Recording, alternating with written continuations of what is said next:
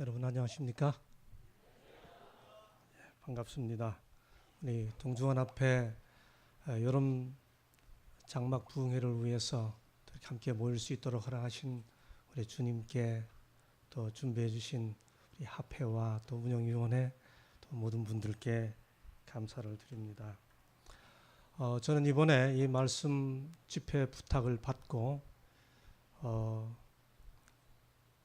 나름대로 깊이 기도하다가 이미 여러 번 여러분들이 말씀하신 것처럼 벽을 만나 길을 찾다라는 총 제목으로 우리가 아주 잘 아는 여호수아를 다시 한번 살펴보면서 이 시대 우리를 향한 주님의 지배를 확인해 보고자 합니다.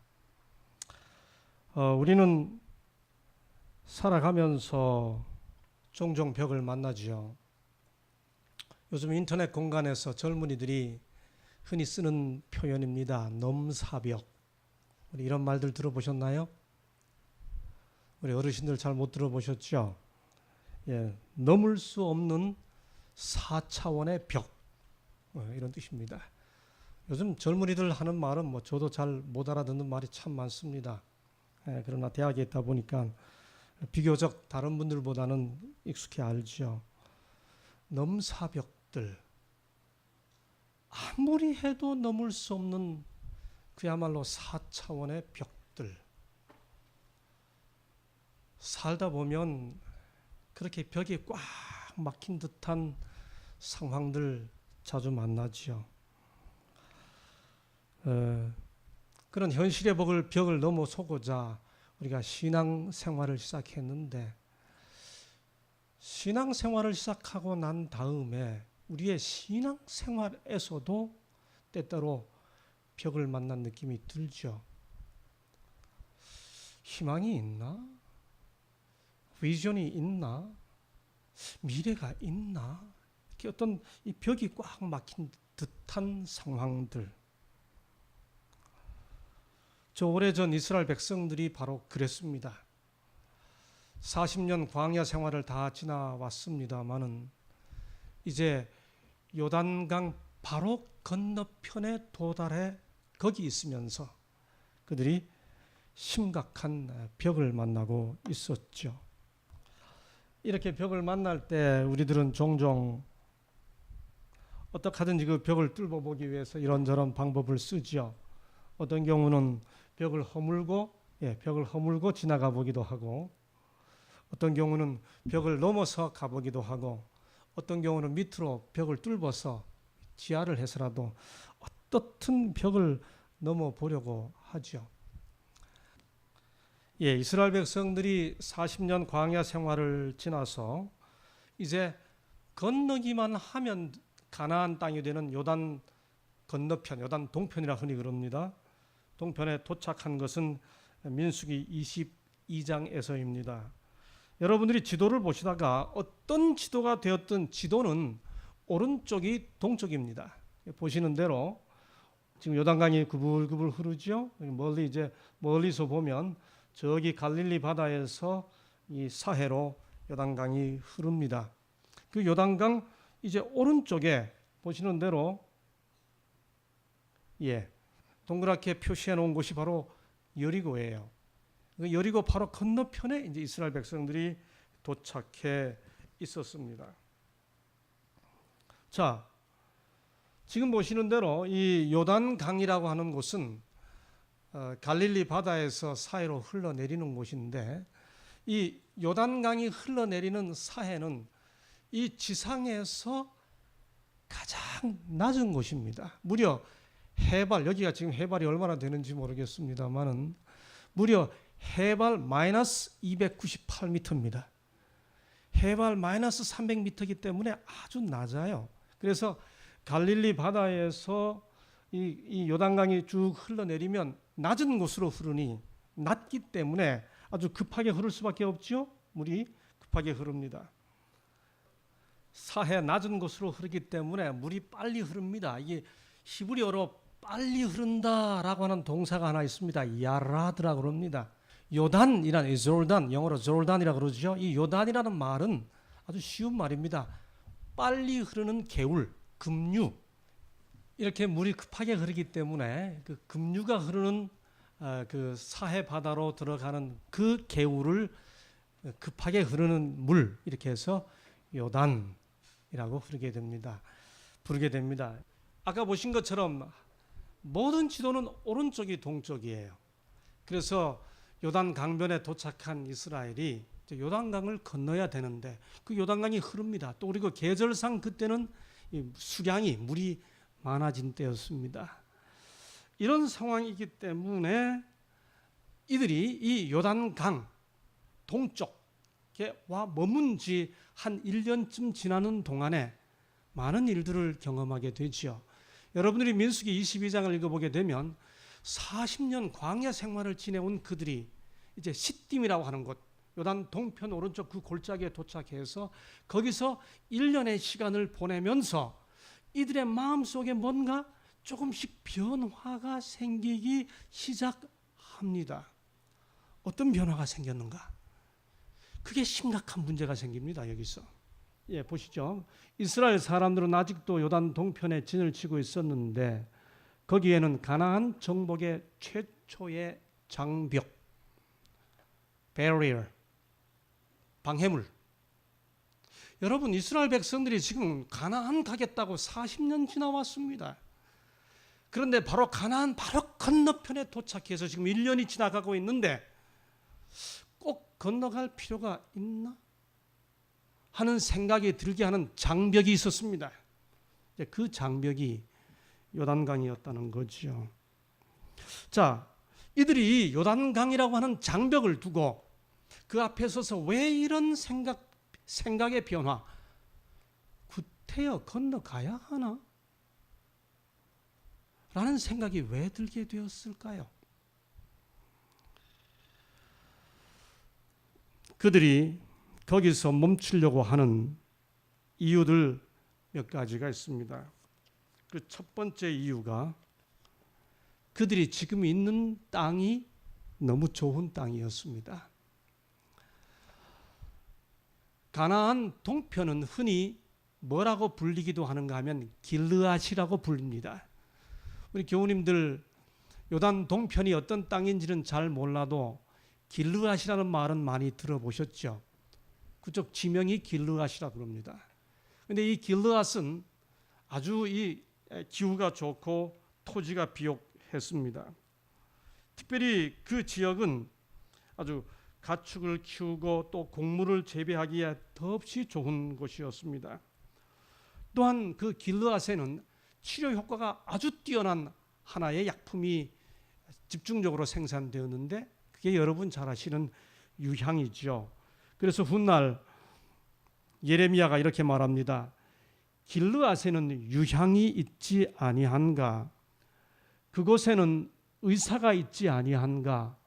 딸 내 백성이 치료를 받지 못함은 어찌민고? 이 예레미야 46장 11절에 보면 이 애굽을 가리켜 말하면서 이렇게 말합니다. 길르앗으로 올라가서 유향을 취하라. 내가 많은 의약을 쓸지라도 무효하여 낫지 못하리라. 길르앗에 가야 낫는다는 겁니다. 이렇게 길르앗이 좋은 땅이었어요. 그러니 이곳에 있고 싶다는 생각이 들게 됐죠. 그들과 약속의 땅 사이에는 요단강이 가로놓여 있을 뿐이었다. 이 그늘진 골짜기의 기후는 열대성이었는데 그곳에는 시딤나무 혹은 아카시아라고 불리는 나무가 무성하여 이 평야를 시딤 골짜기라 불렀다. 이곳에 이스라엘 백성들이 진을 쳤으며 그들은 강변에 있는 아카시아 숲 속에서 쾌적한 안식처를 발견하였다. 여러분, 40년 광야 생활을 지나온 이스라엘이 지난 1년 동안 처음으로 쾌적한 안식처를 누리면서 1년을 보냈습니다. 그러니 그들의 마음 속에 꼭 건너야 하나 하는 생각이 들 수 있었겠죠. 조금 전에 제가 말씀드리기를 이 길르앗 땅은 특별히 목초지가 있어서 가축 기르기가 참 좋았습니다. 좋다고 말씀을 드렸습니다. 그러다 보니 건너지 말고 여기서 살자 하는 생각들이 자꾸 들었죠. 그들 중에 세 지파 사람들이 뜻을 모았습니다. 갓 지파, 루벤 지파, 므낫세 반 지파 사람들이 여기서 살자고 뜻을 모았습니다. 아직은 그때 모세가 살아있을 때입니다. 그래서 그들이 모세를 찾아가죠. 지금 보시는 것처럼 요단 동편 길르앗 땅이 참 비옥하죠. 그들이 모세를 찾아가서 이렇게 말합니다. 이 땅은 가축에 적당한 곳이요 종들에게는 가축이 있나이다. 이 땅을 당신의 종들에게 산업으로 주시고 우리로 요단을 건너지 않게 하소서.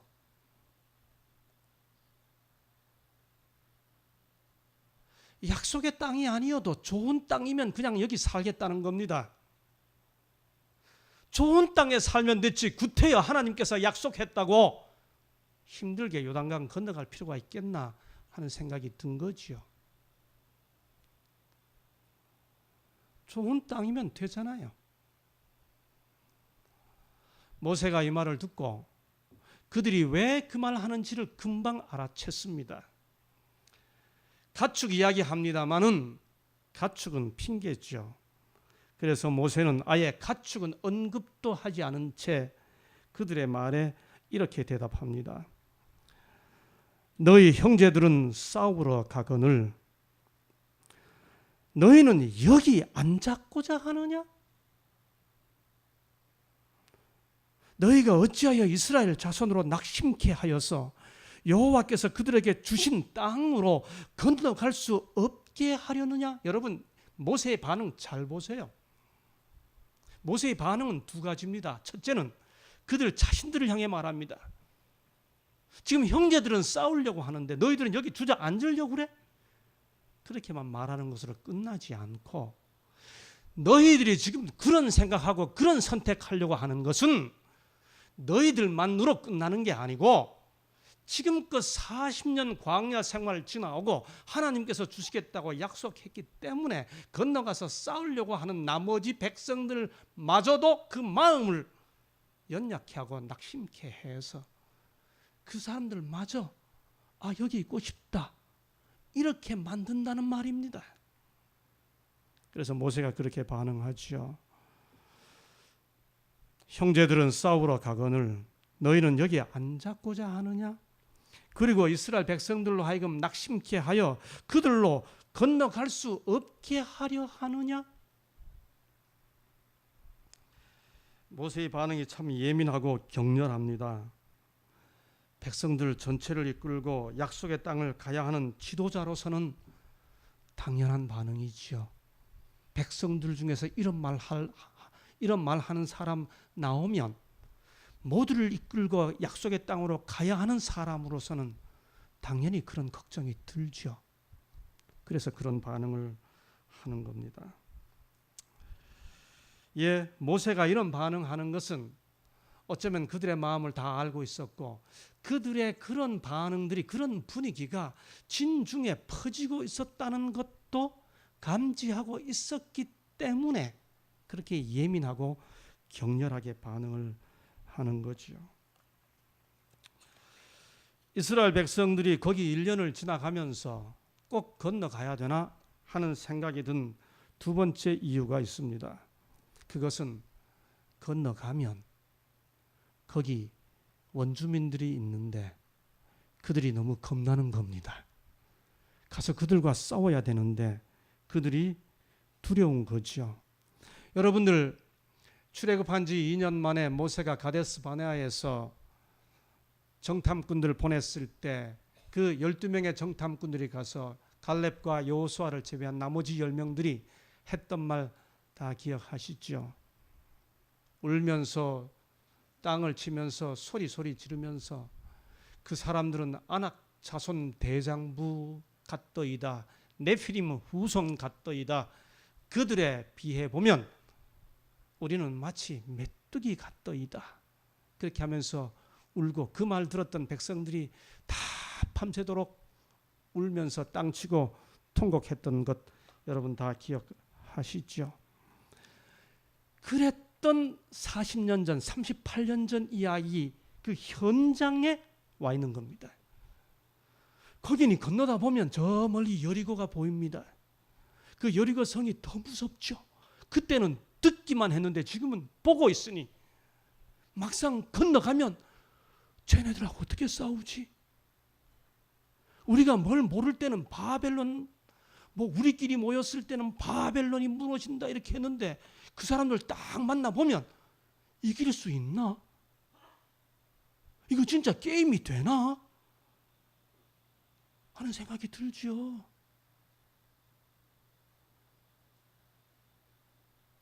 꼭 건너가야 되나? 여러분, 그때 이스라엘 백성들이 얼마나 두려워하고 있었는지는 그저 듣고 앞으로 할 때가 아니고 요단강 바로 건너편에 와서 눈으로 딱 보고 있으면서 그 상황에서 그들이 얼마나 두려워하고 있었는지는 새로운 지도자 여호수아에게 주시는 우리 주님의 격려를 통해서 오히려 역설적으로 알 수 있습니다. 주님은 여호수아에게 이렇게 말씀하시죠. 마음을 강하게 하라, 담대히 하라. 한 번 하셔도 되잖아요.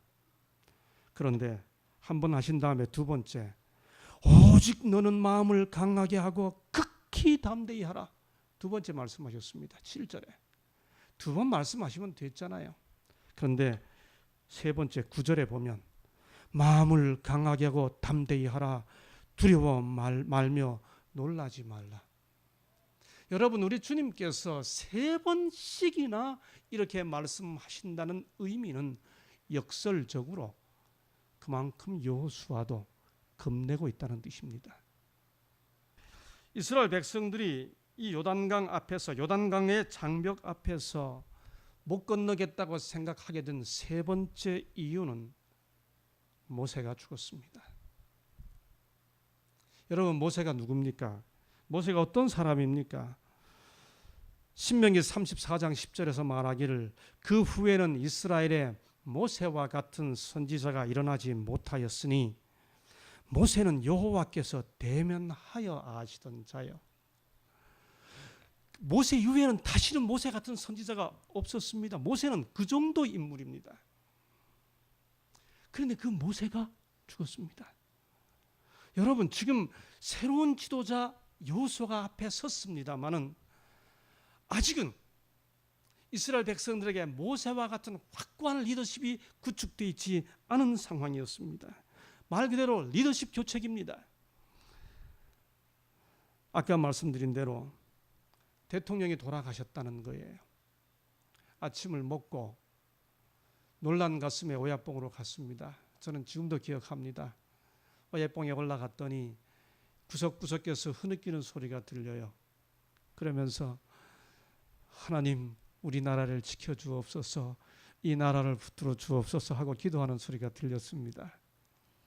저는 그때 저 부평에 학생 전도사를 나가고 있었기 때문에 청량리로 양복을 입고 그래도 안식일이기 때문에 교회 가야 된다고 나갔죠. 청량리에 도착해서 지하철역을 타기 위해서 걸어가고 있는데 보시는 것처럼 곳곳에 호해가 뿌려져 있었습니다. 지금도 그 호해 보던 사람들 모습이 눈에 선합니다. 대통령 피격 서거, 또 다른 호에는 대통령 유고 이렇게 되어 있었습니다.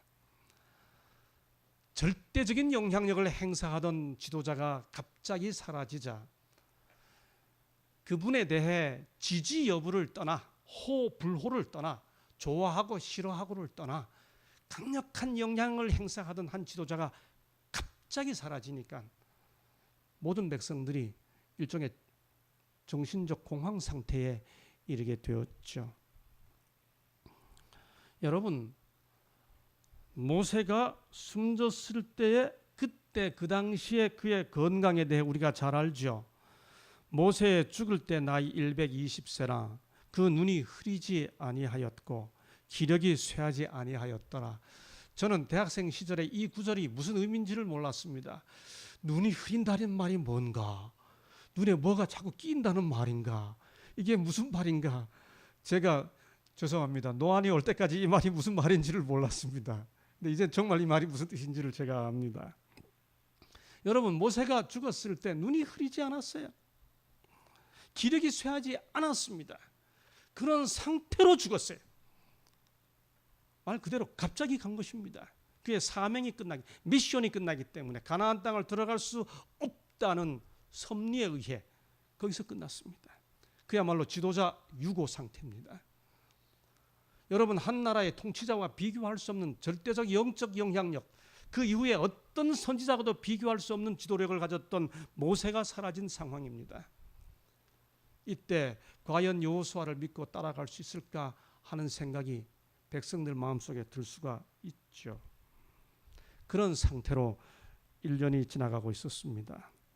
백성들로서는 요단 동편에 머물고 싶은, 아니 머물러야 하는, 머무를 수밖에 없다고 판단할 만한 이런 이유들이 있었습니다. 지금 있는 곳이 좋습니다. 건너면 두렵고 강한 적이 있습니다.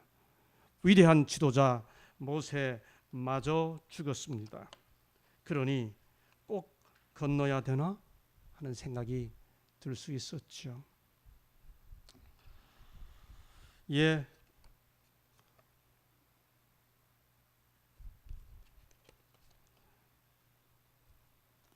이스라엘 백성들이 출애굽하여 가나안에 도착하기까지 보낸 기간이 이때까지 40년이 지났습니다. 저는 개인적으로 그 기간과 거의 똑같은 40년 전인 1974년 5월 11일에 우리 재림교회를 처음 나왔습니다. 다들 아시는 것처럼 제 고향은 강원도 강릉입니다. 5월 11일 그 개나리 꽃 핀 강릉시 남대천 바로 건너편에 살고 있던 저는 옆집 형이 경포대 자전거 하이킹 가자는 말 듣고 그 말 듣고 따라 나섰다가 교회를 나오게 됐습니다. 제가 뭐 여러 번 이야기했습니다만 그 세수하던 그때 그 형이 세수하다 말고 마루에 걸터 앉아있는 제게 했던 두 말, 상래야 오늘 경포대로 자전거 하이킹 가는데 같이 갈래? 자전거는 교회에서 준다. 그리고 점심으로 김밥 준다. 여러분, 74년 그 시절 점심으로 김밥 준다. 네, 그 말은 도무지 거절할 수 없는 힘이죠. 이어서 하는 말, 여학생들도 같이 간다. 제가 이야기를 했더니 제 제자 중에 어떤 그 젊은 목회자가 어디 가서 설교하면서 제 경우를 이야기하면서 김상래 목사님은 이 식욕과 이성에 대한 관심 때문에 교회를 나왔습니다. 아주 나쁜 학생이에요. 예, 그렇게 교회를 나가기 시작했습니다. 그날 저는 뭐 그 바닷가에 가서 무슨 뭐 성경을 배우고 계시록을 배우고 무슨 뭐 이런 거 아무것도 없었죠. 수건 돌리기 하고 노는 모습을 봤는데 그 모습이 너무 아름답고 뭐 이렇게 사는 사람들도 있구나. 그런 생각이 들어서 딱 한 가지 이유, 얘네들하고 같이 놀고 싶다. 그런 생각이 들어서 언제 교회 오면 되냐고 물었죠. 그랬더니 화요일하고 금요일 밤에 오면 된다고 그래서 그때는 그렇게만 대답해 줬어요. 그렇게 교회 출석을 시작했습니다. 그렇게 하고 그 다음에 75년 7월 12일에 침례를 받았습니다. 그러니 75년 7월 12일에 침례를 받았으니 작년이 꼭 40년 된 거죠. 그러니까 올해는 저로서도 가나안 생각해야 하는 때가 된 겁니다. 저는 개인적으로도 올해는 여호수아를 생각해야 하는 해가 된 거예요. 제가 처음 교회를 출석하던 그 40년 전, 여러분 이스라엘 백성들이 지금 40년 지나온 것처럼 우리도 한번 제가 개인적으로 교회를 나오기 시작한 그 40년 전인 1970년대 중반을 한번 생각해 봅니다. 저는 그때 처음 교회 나가면서 제가 처음 교회를 나갔기 때문에만 그랬다고는 생각하지 않습니다. 그때 그 시절에 교회에는 어떤 설렘이 있었던 것 같습니다. 늘 교회 가면 조금은 약간 설레임, 약간 어떤 기대, 그런 분위기가 교회를 가득 채우고 있었죠. 많이 가난했지만 그 가난에도 불구하고 교회에 대한 확신과 자부심은 분명했습니다. 단순한 성경 통신학교 교재로 공부한 것이 다였지만은 성경 진리에 대한 확신이 넘쳤죠. 또 세계 교회로서의 우리 재림 교회에 대한 자부심도 우리 성도들에게 대단했었습니다. 그때 흔히 하는 말, 그때 흔히 처음 교회 나갔던 저도 들었던 흔히 하는 말, 세계 3대 조직 있는데 그게 공산주의와 가톨릭과 재림 교회다. 뭐 그런 말 그때 저도 교회 나가자마자 들었습니다. 요즘 그런 말 하는 분들 거의 못 들어봤습니다. 교회에 대한 자부심은 미래에 대한 역동적인 희망을 갖게 했었죠. 그래서 그 당시 교회 분위기에는 말씀드린 대로 설렘이 있었습니다. 야영회 분위기도 그랬던 것 같습니다. 영동지방은 야영회 하면 흔히 소금강에서 하거나 아니면 오대산 같은 곳에서 했습니다. 지금 생각해보면 그때 야영회 하시면서 허락을 받고 했는지 그냥 모여서 했는지 제가 잘 모르겠습니다. 여하튼 구석구석 모여가지고 야영 집회를 했었죠. 연합 야영회는 여전히 그때도 여기서 했었습니다. 동전 모으기 해서 이곳을 마련한 다음에 짐 지고 땀 뻘뻘 흘리면서 찾아들었죠. 그 야영회 마칠 때마다 그때 그 야영회 분위기를 지배하던 구호가 있었습니다. 여러분 동서중앙합회 초대 합회장이신 우리 김동준 목사님, 엄기용 목사님 같은 어르신들이 야영회 마칠 때쯤이면 늘 앞에 나오셔가지고 하시는 구호가 있었습니다. 그 구호가 뭔지 아세요? 그 어르신들이 늘 앞에 나와서 내년 야영회는 하늘에서, 네, 그런 구호 외쳤습니다. 그 구호 한번 외친 다음에 그때 대부분 야영회 마칠 때 마지막 불렀던 참이 뭔지 기억나세요? 그때 대부분 야영회 마지막 헌신 찬미가는 부름받아 나선 이 몸이었습니다. 부름받아 나선 이 몸, 참 비장하게 불렀어요. 그런 때로부터 40년 세월이 지났습니다. 되돌아보면 광야를 지나오듯 우리도 참 치열하게 지난 40년 지나왔습니다. 그리고 오늘에 이르렀습니다. 그런데 지금 우리 분위기는 어떻습니까? 내년 야영회는 하늘에서 라는 구호 외치는 게 조금은 쑥스럽고 오히려 어울리지 않는 듯한 분위기는 아닙니까?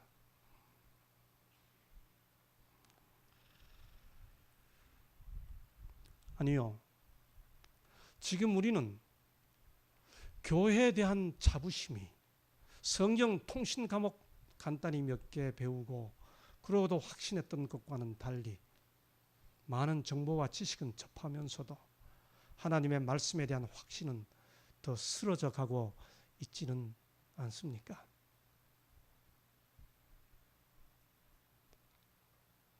그리고 우리는 꼭 하늘 가야 되나? 여기도 참 좋은데 혹시 그렇게 생각하고 있지는 않습니까? 여러분, 이스라엘 백성들이 왜 애굽에서 나왔습니까? 이스라엘 백성들이 왜 출애굽을 했습니까? 애굽에서 나오려고 출애굽했습니까? 하나님께서 왜 이스라엘 백성들을 애굽에서 인도하여 내셨습니까? 왜 나왔습니까? 왜 이끌어 내셨습니까?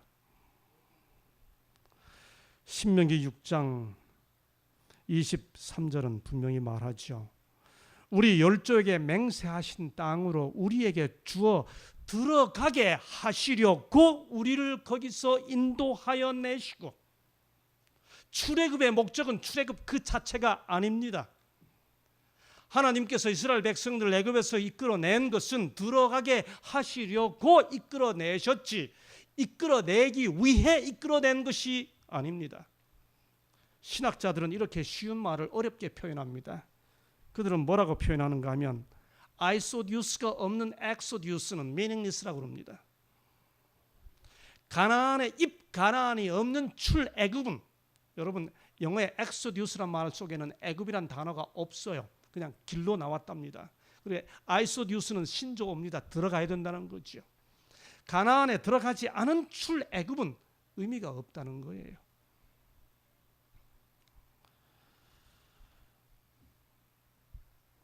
이스라엘 백성들이 애굽에서 나와서 홍해를 건넜죠. 왜 홍해를 건넜습니까? 신나게 홍해 한번 건너 보려고 홍해 건넜습니까? 아니요. 홍해를 건너야 가나안 갈 수 있기 때문입니다. 바울은 홍해 건넌 것을 침례라고 이야기하죠. 우리가 왜 침례받았습니까? 침례 받으려고 침례받았습니까?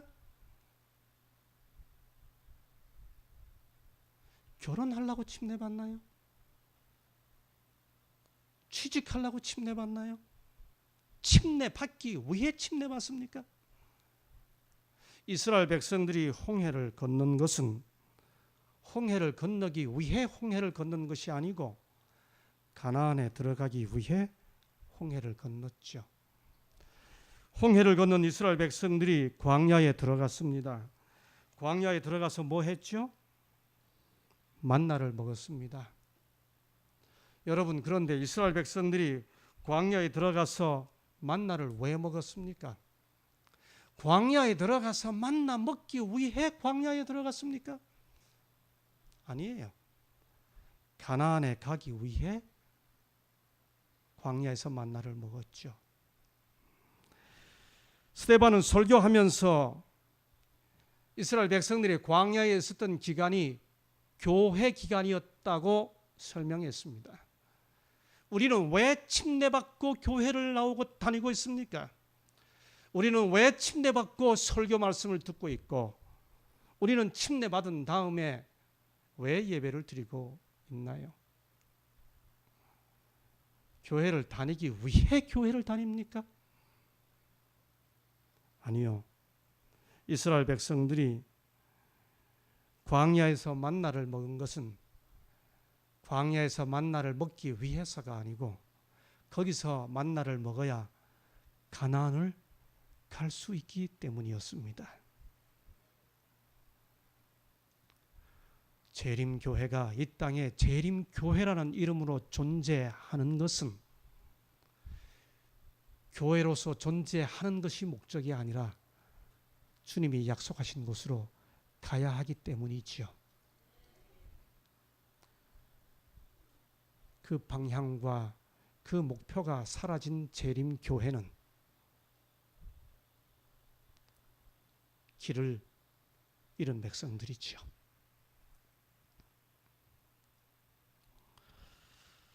가야 합니다. 아무리 멀리 왔더라도 아무리 힘들게 왔더라도 요단강을 건너 가나안으로 들어가지 않으면 지금껏 지나왔던 것이 왔던 것으로 의미가 있는 것이 아니기 때문에 아무리 요단강이 앞에 놓여 있고 지금 있는 것이 아무리 좋은 땅이고 건너가면 무서운 적이 있다 하더라도 나온 것은 들어가기 위한 것이기 때문에 요단강, 그들이 강을 건너 가나안에 들어가기 위한 the first barrier, 첫 번째 장벽인 요단강을 건너야죠.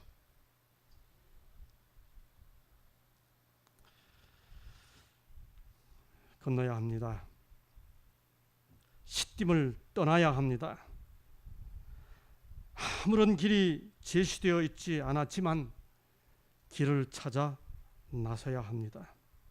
아니, 나서야 길이 열립니다.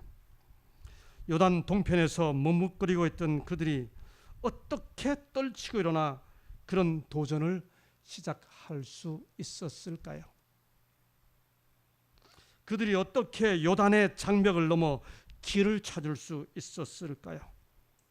그들이 요단이라고 하는 장벽을 넘어 이쪽에 머물고 싶은 수많은 이유들이 있음에도 불구하고 그 장벽을 넘어서게 된 그 힘은 무엇에 있었나요?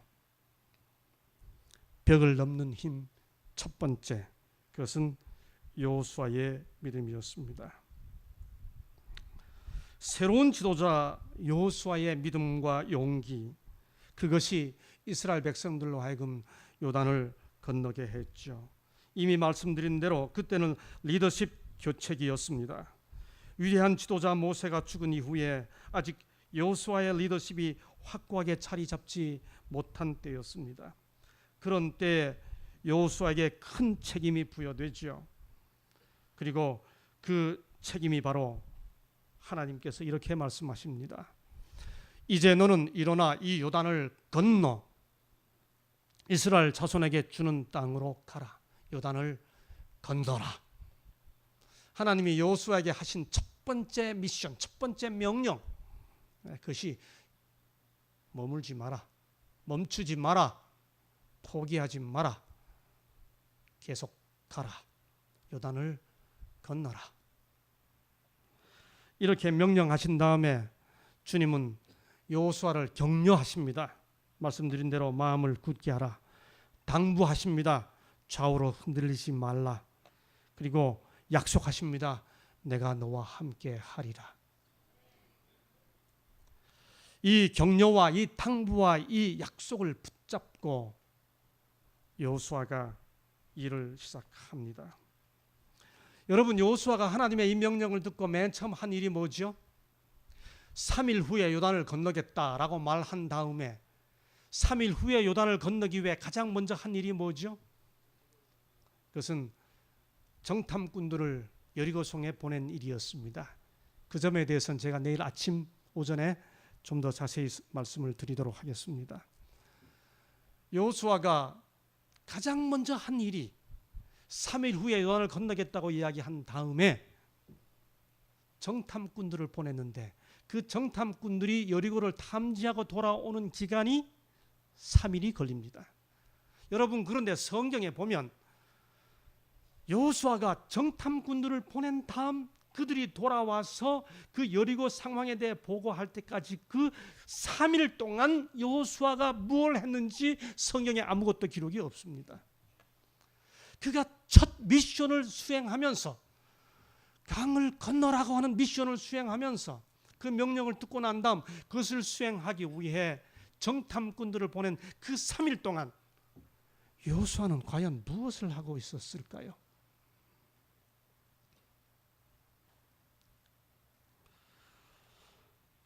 여호수아에는 그 기록이 없습니다만은 저는 그 3일 동안 여호수아가 무슨 일을 했는지를 압니다.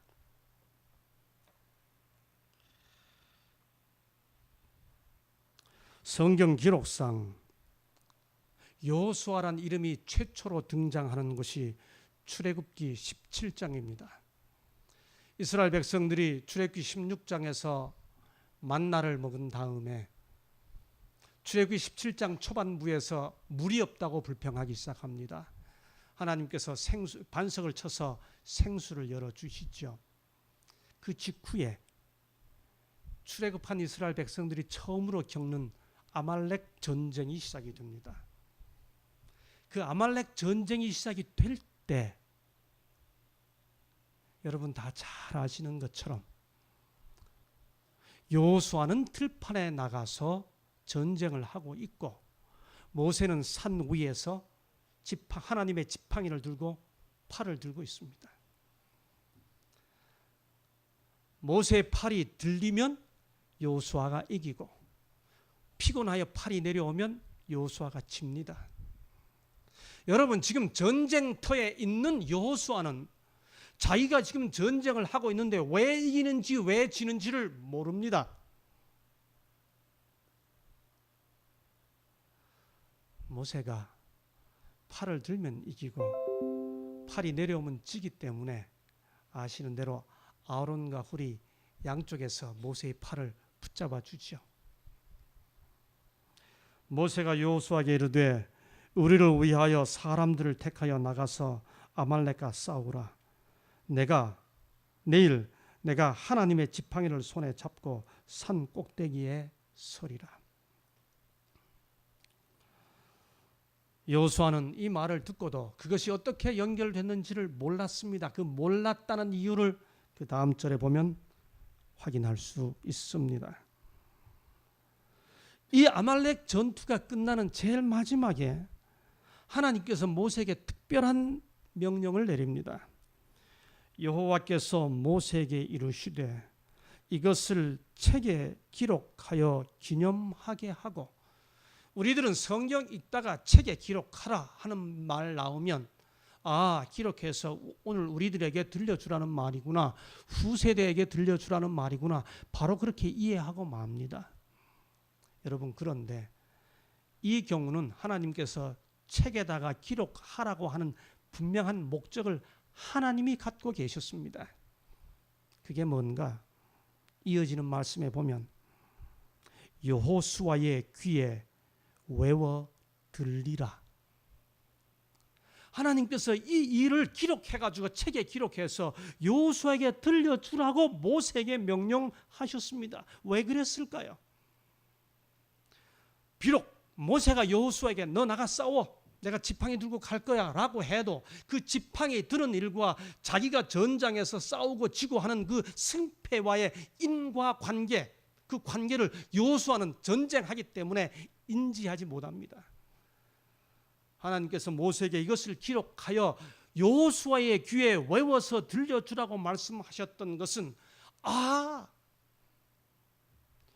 내가 전쟁에서 아말렉을 물리쳤던 것은 내가 전쟁터에서 싸워서 이겼기 때문이 아니고, 모세가 하나님의 지팡이를 들고 기도했기 때문에 그 기도의 힘으로 내가 이겼다고 하는 사실을 여호수아에게 오해하지 않고 이해하도록, 기억하도록 가르쳐주기 위함이었습니다. 여호수아는 이 사실을 뼛속 깊이, 부조 선지자 여호수아는 주로 무사였다고 그랬는데 뼛속 깊이 이 사실을 이해하고 있었습니다. 성경상 여호수아란 이름이 나오는 첫 번째 장에서 여호수아가 배운 영적 교훈입니다. 그 여호수아가 지금 모세의 사후에 새로운 지도자로 선 거죠. 그리고 정탐꾼들을 여리고에 파송했습니다. 그러니 그 여호수아가 그 3일 동안 무엇을 했겠습니까? 기도의 팔을 들고 있었음에 틀림없습니다. 이것이, 이런 여호수아의 모습이, 이런 여호수아의 믿음이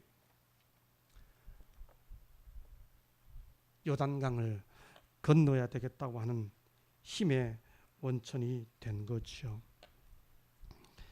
여러분, 여호수아의 이런 믿음의 용기와 믿음이 그들로 하여금 시딤을 떠나 요단강을 건너게 하는 힘이 되었습니다마는, 그것은 반드시 있어야 하는 필요 조건이긴 하지만은 그것만 갖고는 쉽게 출발할 수 없었습니다. 왜냐고요? 여러분, 우리는 그 이유를 이미 민수기 13장에서 보았습니다. 그 위대한 지도자 모세가 인도함에도 불구하고 정탐꾼들을 파송했다가 돌아온 현실을 본 정탐꾼들이 가봐야 우리는 얻어맞고 터지고 돌아올 길밖에 남은 게 없습니다, 우리는 메뚜기 같습니다 하고 울면 백성들은 다 그거 따라 웁니다. 그 일 때문에 2주일이면 갈 수 있는 길을 38년, 40년을 광야를 돌았죠.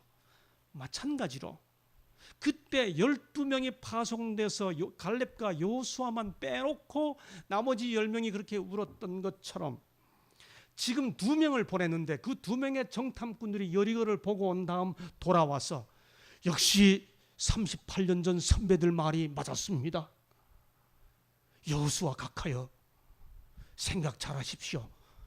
이렇게 보고했더라면 상황은 어려워지는 거죠. 이스라엘 백성들이 요단강을 건너겠다고 발을 내디딜 수 있었던 두 번째 힘은 정탐꾼들의 믿음에 있었습니다. 아까 말씀드린 대로 여호수아가 첫 번째 1장 10절에서 보면 3일 안에 요단을 건너리라고 말합니다. 2장 22절에 보면 정탐꾼이 사흘을 산에서 유하합니다. 그리고 3장 1절에 보면 여호수아가 다시 3일 후에 건넌다고 말합니다.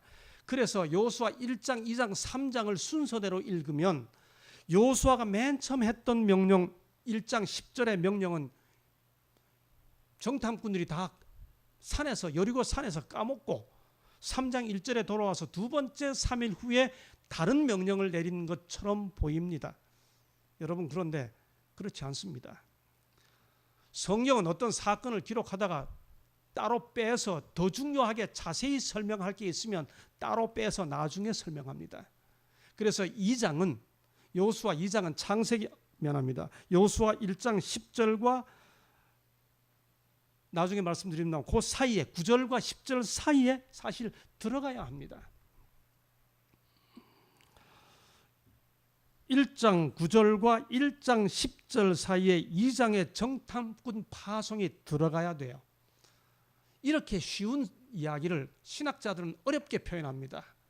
왜 이렇게 말을 자꾸 어렵게 하는지 모릅니다. 이렇게 위치를 서로 성경을 기록하면서 이렇게 위치를 바꾸어서 기록한 그 방식을 말도 참 어려워요. 예변법적 치환. 말이 어렵죠. proleptic transposition 뭐 그렇게 말합니다. 또 그리고 똑같은 사건을 두 번 반복하는 것을 요약해서 또 한 번 반복했다 뭐 이렇게 표현합니다. 그런데 참 놀랍게도요, 부조와 선지자에 보면 이지 와이스는 이렇게 쉽게 표현해 놨습니다.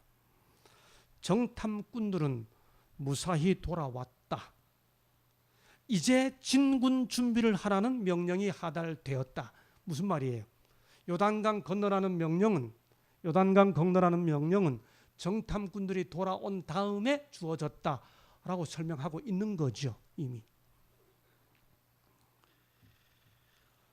이렇게 돌아온 정탐꾼들이 돌아와서 뭐라고 말합니까? 잘 보세요. 기가 막힙니다. 이들의 보고가 정말 기가 막힙니다. 그 땅의 모든 거민이 우리 앞에서 간담이 녹는 것을 보니 진실로 하나님께서 그 온 땅을 우리 손에 붙이심이 확실합니다. 이렇게 말하지 않습니다. 여러분, 정탐꾼들이라면 해야 할 일이 상황 분석하고 오는 거예요. 그렇기 때문에 선후 앞뒤 보고가 앞에 하는 말이 맞습니다. 살펴보니 그들의 다 간담이 녹아 있습니다. 그러니 하나님께서 우리에게 주신 게 틀림없습니다. 이렇게 말하는 게 정탐꾼들이 해야 할 보고예요. 그런데 이 사람들이 보고를 어떻게 하는가 보십시오. 진실로 여호와께서 그 온 땅을 우리 손에 붙이셨으므로 그 땅의 모든 거민이 우리 앞에서 간담이 녹도이다. 이렇게 말합니다.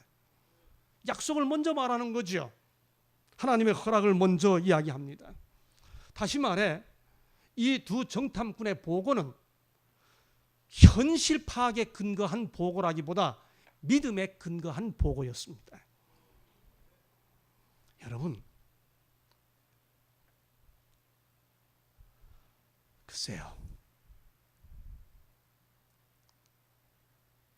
우리 이렇게 함께 모여 이렇게 말씀 듣고 하늘나라 가자고 외치는데 우리 빼놓은 저 나머지 세상 사람들의 힘을 생각하면요, 우리가 가지고 있는 이 힘이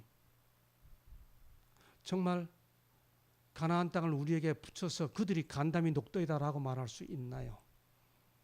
현실 파악으로 말하면, 현실 보고대로 말하면 절대로 가나안 원주민들의 힘은 이스라엘 백성들 앞에 간담이 녹도이다라고 말할 수 없어요. 하나님께서 하셨기 때문에 그렇다고 믿음을 고백하는 거죠. 진실로 여호와께서 그 온 땅을 우리 손에 붙이셨으므로 정탐꾼들의 믿음의 보고입니다. 여러분, 그런데 사실 이 보고는 정탐한 보고가 아니에요. 이는 너희가 애굽에서 나올 때 여호와께서 너희 앞에서 홍해물을 마르게 하신 일과 너희가 요단 저편에 있는 아모리 사람의 두 왕 시혼과 옥에게 행한 일 곧 그들을 전멸시킨 일을 우리가 들었습니다. 우리가 듣자 곧 마음이 녹았고 너희의 연고로 정신을 잃었나니 너희 하나님 여호와는 상천하지의 하나님이시니라. 우리 참 많이 똑똑해졌습니다. 우리 참 많이 지혜로워졌습니다. 그래서 누군가 믿음을 고백하면 순진하게 보죠. 아직 세상 물정 모른다고 생각하죠. 언제부터인가 우리에게 늦은 빛 성령이란 단어도 사라진 것 같습니다. 언제부터 우리가 세상의 운명을 책임진다는 고백도 사라진 것 같습니다. 많이 지혜로워지고 많이 똑똑해지고 많이 알게 되었는데 우리에게 믿음의 고백은 혹시 사라져가고 있지는 않습니까? 여호수아의 믿음과 정탐꾼들의 보고가, 믿음의 보고가 요단강을 건너게 하는 힘이 되지만은 또 하나의 힘이 없으면 아까 모세의 반응에서 이미 본 것처럼 나머지 백성들이 힘들어질 수 있었습니다. 그것은 두 지파 반 사람들의 변화된 심령 책임감의 고백이었습니다. 여러분, 여호수아는 지도력을 부여받자마자 요단강을 건너야 된다고 하는 명령을 받자마자 성경 기록상 보면 정탐꾼을 파송하는 그 이야기 듣고 난 직후에 여호수아 1장을 보면 아까 말씀드린 것처럼 9장과 10장 사이에 2장이 들어가고 그 다음 기록 순서대로 보면 10장, 11장 그 다음부터 나오는 첫 번째 이야기가 바로 뭔가 하면 두 지파 반 사람들 만나가지고 너희들 같이 건너야 돼 하는 말 한 게 기록상 여호수아가 가장 먼저 한 겁니다. 그 말은 무슨 뜻이죠? 여호수아가 그만큼 이 두 지파 반 사람들의 태도에 분위기에 굉장히 신경을 쓰고 있었다는 뜻입니다. 만약 이 사람들이 모세가 죽고 난 다음에 모세가 살아 있을 때는 모세에게 우리가 건너겠습니다, 함께 참여하겠습니다 했습니다만은 모세가 죽었기 때문에 이 두 지파 반 사람들이 마음을 바꾸어서 안 가겠다고 하면 분위기는 참 어려워지는 거지요. 그래서 여호수아가 이 두 지파 반 사람들에게 이렇게 말합니다. 아예 한 걸음 먼저 나가서 모세가 하지도 않았던 말 합니다. 너희는 형제보다 앞서 건너가라. 너희는 이곳에서 이미 요단 동편에서 이미 기업을 받았으니 그때 모세가 그렇게 약속했었죠. 너희가 전쟁에 참여하면 내가 돌아와 다 끝난 다음에 여기 기업 주겠다 약속했었습니다. 그때 그 사람들이 그렇게 하겠다고 또 약속했었습니다. 그때 모세는 이 두 지파 반 사람들에게 건너가되 가장 먼저 건너가야 된다 그런 말 한 적 없습니다. 그런데 여호수아는 그들이 얼마나 신경이 쓰였는지 가장 먼저 아예 뭐라고 말하는가 하면 너희 형제보다 앞서 건너가라. 아예 제일 먼저 가야 된다 그렇게 말합니다. 이때 두 지파 반 사람들이 장군 웃으면서 이야기가 다릅니다. 모세 그런 말 한 적 없습니다 하고 쉬운 말로 깡짜 놓기 시작하면 분위기가 힘들어지는 거죠. 여러분, 그런데 이때 두 지파 반 사람들이 뭐라고 하는지 아세요? 당신이 우리에게 명하신 것은 우리가 다 행할 것이요 당신이 우리를 보내신 곳에는 우리가 가리이다. 여러분, 우리에게 이렇게 말하는 형제들이 정말 필요합니다.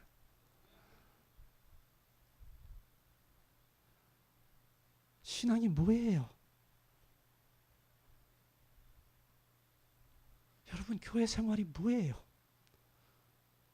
힘든 것 같이 나눠주고 같이 들어주는 거 아닌가요? 여러분, 여기서 이 사람들이 한 발자국 더 나갑니다. 저는 이 말에 엄청난 감동을 받습니다. 이 사람들이 뭐라 그러는지 아세요? 오직 당신의 하나님 여호와께서 모세와 함께 계시던 것 같이 당신과 함께 계시기를 원하나이다. 오직 당신은 그 다음 말 보세요. 마음을 강하게 하시며 담대히 하소서. 저는 지금도 고등학교 졸업하고 대학을 가야 되는데 뭐 그 시절 거의 다 어렵다. 여기 앉아 계신 저와 비슷한 세대, 아니 저희 선배 목사님들 세대에 어렵지 않은 분 누가 있었겠습니까? 저도 정말 힘들게 뭐 고등학교를 다닌 날수보다 못 나간 날수가 더 많을 만큼 등교 정지를 받으면서 제 생활 기록부에 아예 그렇게 나타날 만큼 힘들게 고등학교를 다니고 있었죠. 제 고등학교 생활 기록부에 보면 등교 정지로 인한 결석 일수가 많음으로 매사에 뒤떨어지고 있음, 그렇게 되어 있습니다. 겨우 고등학교를 졸업했어요. 그때 강릉교회 그 친구들이 다 삼육대학교 간다고 그러니까 저도 그 분위기에 감동을 받아 삼육대학 무조건 가야 되는 줄 알고 기도하기 시작했죠. 졸업하고 대학은 가야 되겠는데 돈이 있어야 가죠. 그때 무슨 생각을 했는지 모르는데 지금 생각해 보면 철이 없었는지 믿음이 있었는지 하여간 어른들 찾아다녔습니다. 가서 돈 좀 주세요. 여러분, 그럴 때 제가 정말 답답했던 말이 있습니다. 무슨 말이 제일 답답했는지 아세요? 기도하게. 여러분, 지금 돈이 없는 이 학생에게 기도하게. 그 말 들으면 아멘 할렐루야 하고 용기가 나는 게 아니고 힘 쭉 빠져서 나옵니다. 그 말 끝에 이어서 하는 말, 하나님은 전능하신 분이야. 그 말은 더 힘 빠지게 합니다. 제가 듣고 싶은 말은 무슨 말일까요? 등록금이 얼만데? 이렇게 말해주면 감사하지요. 하나님께서 우리에게 힘내라, 용기 내라. 오늘 우리가 하나님 말씀 듣는 건 성경 말씀이니까.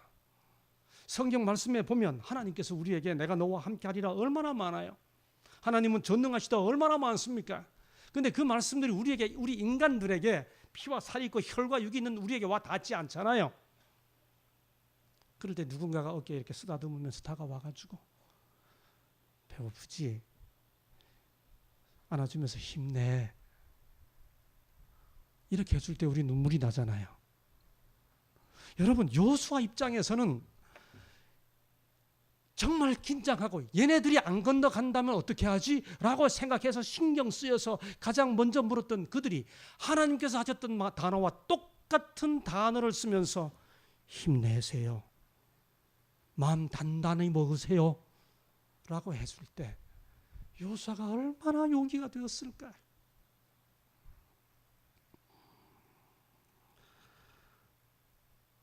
이런 두 지파 반 사람들의 책임의식, 책임감, 그런 모습들이 이스라엘 백성들로 하여금 주저앉게 하지 않고 떠나게 하는, 시딤을 떠나게 하는 힘이 되었습니다. 여러분, 여호수아의 용기가 필요합니다. 두 지파 스파이들의, 이 정탐꾼들의 믿음의 보고가 필요합니다. 두 지파 반의 책임감이 필요합니다. 그러나 그 모든 것이 있어야 하지만은 네 번째 요소, 제사장들이 모범을 보이지 않으면 못 건넙니다.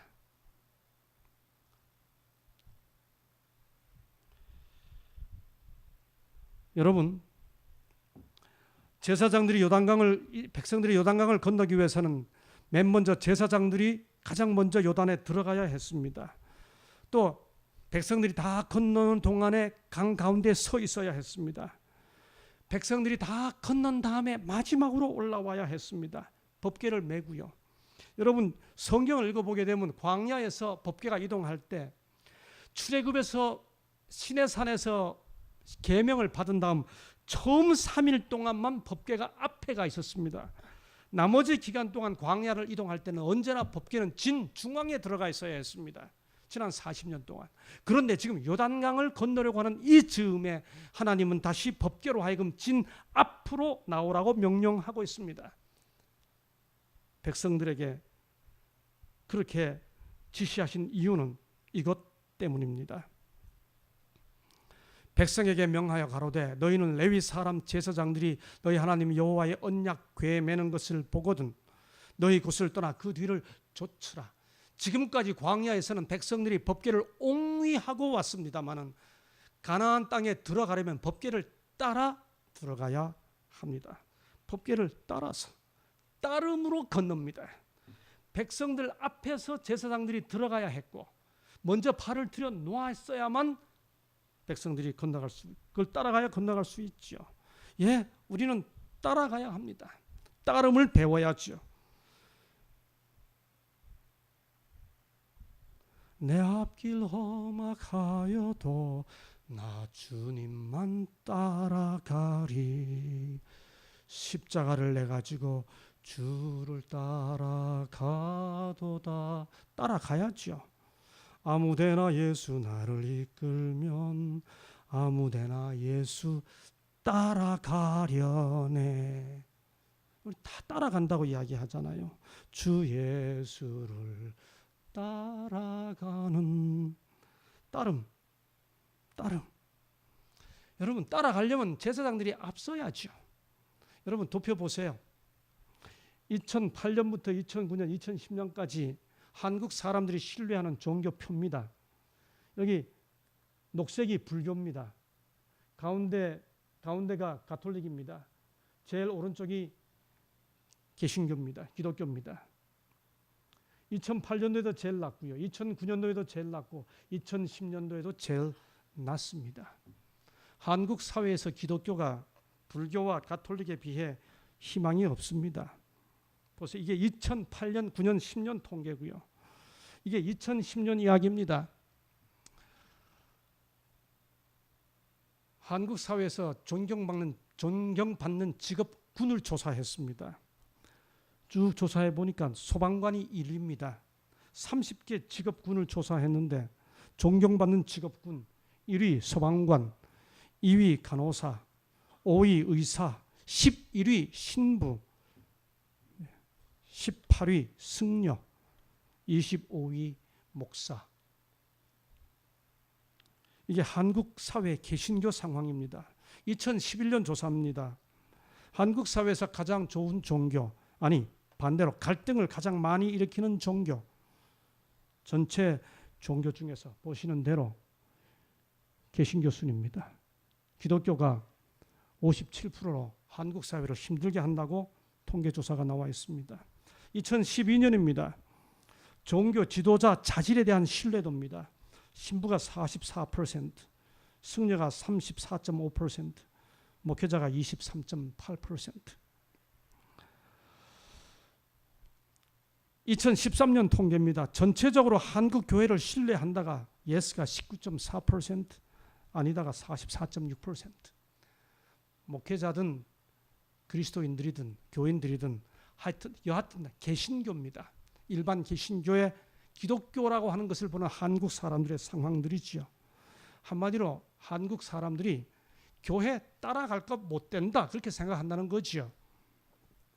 보세요. 이게 대학생들이 앞으로 종교를 갖고 싶지 않다가 89%인데 종교 신뢰도 떨어지는 순서입니다. 기독교가 14.1 쭉 떨어지는 모습 보세요. 종교를 앞으로 선택한다면 어떤 종교를 가질 것인가 하는 겁니다.